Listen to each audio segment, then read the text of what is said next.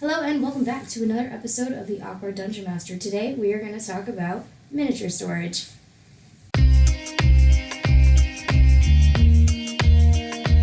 So I'm not going to lie, miniature storage is something that we talk about a lot, or a lot of DMs talk about it, because it's a horrendous pain in the ass. I'm going to level with you guys. The first thing that I ever bought for miniature storage was actually a tackle box from the hunting and fishing kind of section at a local general store like a Walmart. It was pretty awesome. It had a larger section on the back, like a 2-inch deep rows for fishing supplies, but they worked great for my large size minis at the time.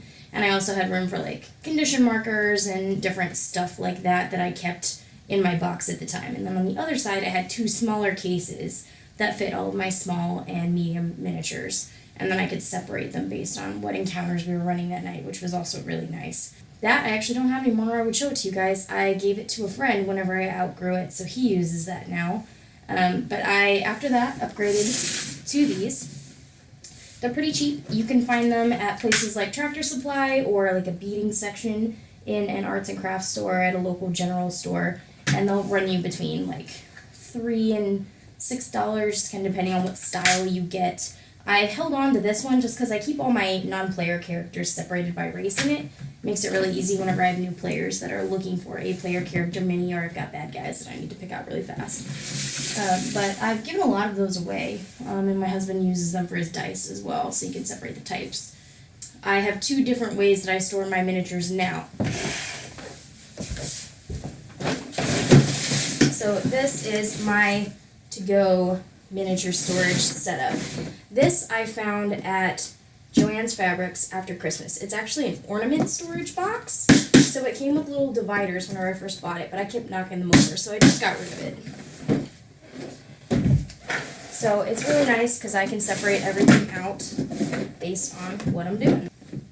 This is all my set pieces, my area of effect templates. In the middle, I keep all of my large size miniatures and any like extra sets of dice for new players and stuff that I keep on hand. And then in this top one here, we have all my small miniatures.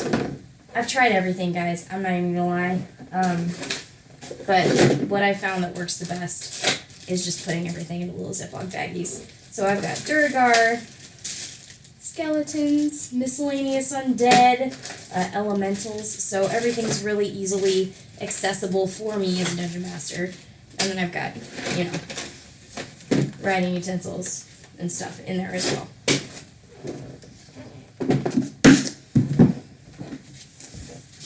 Last but not least, my home storage is a whole nother ball game, guys. So I've got one shelf that you can't see. It's above my head up by the ceiling. It has all of my huge miniatures and anything that's really delicate, like some of the things that my husband's 3D printed for me break really easy. So I keep all that stuff on the upper shelf. It's pretty stinking fancy. So I found these towers that have sets of, I think it's 10 drawers.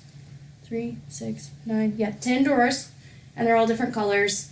And I've just kind of gone through and labeled all the drawers with the different types of miniatures that I have in them. They've been fantastic. They're super easy to access. And then everything is right here next to my DM station. And I don't have to try digging through 80 million piles of things that I have, because I kind of do.